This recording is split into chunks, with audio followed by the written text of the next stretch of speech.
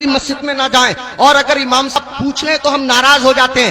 امام صاحب پوچھ لیں بھائی فجر میں نہیں آئے کہاں تھے، تو ہم ناراض ہوتے ہیں، امام نے میری بے عزتی کر دی، 4 لوگوں کے بیچ رسوا کر دیا۔ امام صاحب اگر ایک ٹائم نہ رہیں تو ایسے لوگ جو جمعے کی جمعے جاتے ہیں وہ ہنگامہ مچا دیتے ہیں۔ امام کے بچے نہیں ہیں، امام کی رشتہ داری نہیں ہے، امام کی سسرال نہیں ہے، امام کی ددھیال نہیں ہے، امام کی ننیحال نہیں ہے، امام کا کون نہیں ہے، امام کے چچا بھی ہیں، امام کے تاؤ بھی ہیں، امام میرے تمہارے طرح آدمی ہے۔ مجھے بتاؤ کہیں کوئی مر جائے گا تو امام کو جانا پڑے گا یا نہیں جانا پڑے گا؟ کہیں کوئی پیدا ہوگا تو امام کو جانا پڑے گا یا نہیں جانا پڑے گا؟ کہیں کسی کو تکلیف ہے، کہیں کسی کی طبیعت اچھی ہے، کہیں کسی کی خراب ہے، 1000 ذمہ داری امام کے ساتھ ہوتی ہیں۔ اگر 1-2 دن امام غیر حاضر رہ جائے تو لوگ بے وجہ اس کا حساب کرنے پہ تل جاتے ہیں اور پھر امام کے پیچھے ہاتھ دھو کے پڑ جاتے ہیں۔ ہونا یہ چاہیے 2 امام ہونے چاہیے مسجد میں، ایک امام ہونا چاہیے، ایک نائب امام ہونا چاہیے۔ امام صاحب اگر کام سے چلے جائیں تو نائب امام ان کا کام انجام دے سکے۔ اماموں کی تنخواہ بڑھاؤ، اب ایک دم تو بڑھا نہیں سکتے، میں ایک ترکیب بتاتا ہوں اور پھر حضرت مفتی صاحب کو آواز دیتا ہوں۔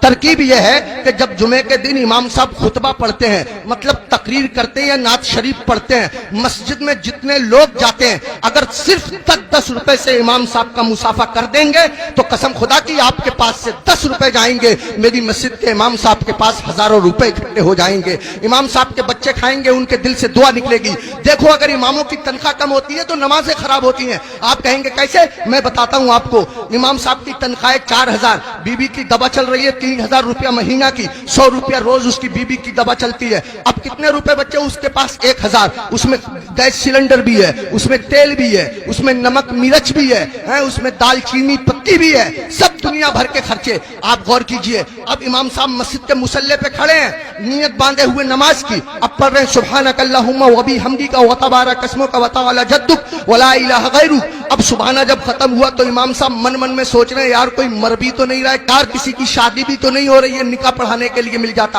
امام صاحب کھڑے ہیں مصلی پہ، سوچ رہے ہیں، پڑھ رہے ہیں 40واں، کھڑے ہیں مصلی پہ پڑھا رہے ہیں نکاح۔ قسم خدا کی اگر تم لوگوں نے اپنے امام کی تنخواہیں معقول رکھی ہوتی تو تمہارا امام جہاں ہوتا امام کی نیت بھی وہی ہوتی، تمہارا امام جہاں ہوتا امام کا دل بھی وہی ہوتا، تمہارا امام جہاں ہوتا امام کا خیال بھی وہی ہوتا۔ اماموں کی تنخواہیں بڑھاؤ، ملا کرو، ہر ہفتے معمول بنا لو۔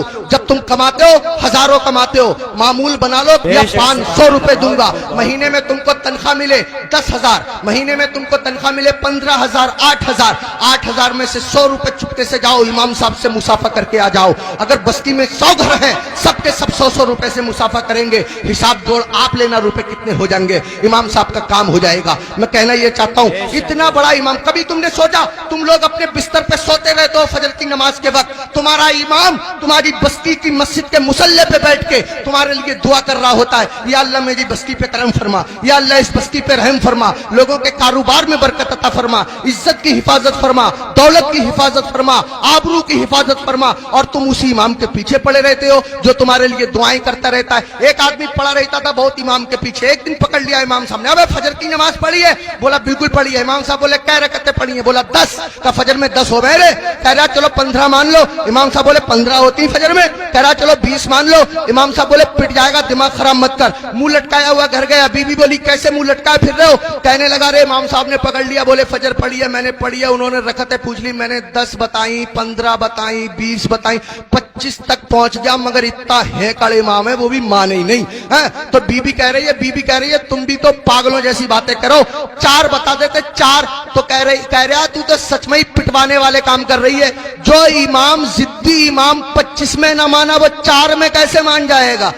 25 میں مانا نہیں 4 میں مان جائے گا، پٹوانے والے کام کر رہی ہے۔ اماموں کے قریب آؤ، اماموں کا خیال رکھو، جب کھانا کھانے بیٹھا کرو امام کو فون کر لیا کرو، حضرت کھانا کھایا نہیں کھایا، آیا نہیں آیا، اگر آیا تو کیا آیا، اگر تمہارے گھر کوئی اچھی چیز بنا کرے امام کو پہنچا دیا کرو، امام کا خیال رکھا کرو۔ بال کاٹنے کی دکان ہے امام سے بال ترشوانے کے پیسے مت لیا کرو، کپڑے سلنے کی دکان ہے امام کے کپڑے فری سل دیا کرو۔ پوری بستی کا ایک امام ہے، کیا نہیں ہو سکتا؟ مشکل کام نہیں ہے، مشکل کام نہیں ہے۔ ایک امام کے ساتھ اگر یہ رعایت کی جائے، کوشش کرو اپنی مسجد کے اماموں کو حج کراؤ، عمرے کے لیے بھیجو، سب مل کر کے کوشش کرو تو کوئی کر رہا کام نہیں ہے۔ میں نے بہت قیمتی وقت ले लिया, आपसे भी मैं माफी चाहता हूं और मुफ्ती साहब से भी मैं माफी चाहता हूं, मिंबर शरीफ पे बैठे हुए तमाम लोगों से मैं माफी चाहता हूं। मेरे दिल की तमन्ना थी, मेरी आरजू थी, इमामों के बड़े बुरे हालात लोगों ने बना दिए। यही वजह है हमारे 50% मौलवियों ने अपना कारोबार शुरू कर दिया, इमामतें छोड़ दी, और इमामों के साथ ऐसे ही रवैया रहा तो कसम खुदा की तुम लोगों के बच्चों को अल्लाह और रसूल का नाम सिखाने वाले लोग मिलना मुश्किल हो जाएंगे,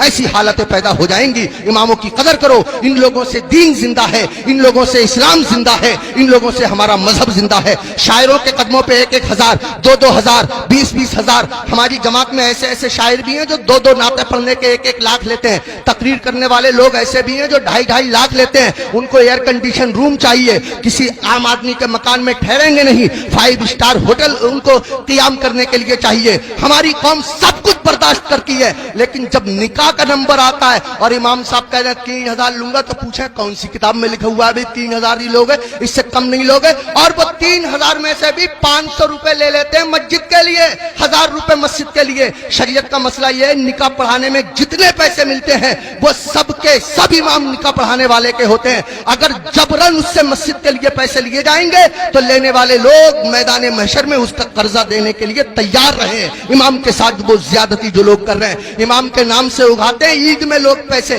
40,000 50,000 इमाम साहब को दे दिए, 7,000 8,000 बाकी बचा लिए। अरे इमाम के नाम से उगाया, इमाम को दो, मस्जिद में और काम है, उसके नाम से कमाओ, उगाओ, इकट्ठे करो और मस्जिद में लगाओ। बहरहाल अल्लाह ताला माफ फरमाए, कोई भी शाखे तमन्ना हरी नहीं होगी, तेरे बगैर बसर जिंदगी नहीं होगी। जो दूसरों को अंधेरे में देखना चाहे उसी के घर में कभी रोशनी नहीं होगी। मैं ये नहीं कहता कि नात पढ़ने वालों को मत दो, मैं ये नहीं कहता कि तकरीर करने वालों को मत दो। अगर इनको देना बंद कर दोगे तो हम लोगों के बच्चे कैसे पलेंगे? मैं कहता हूं इनको भी दो, मगर इनके साथ साथ अपने इमाम का भी ख्याल रखो।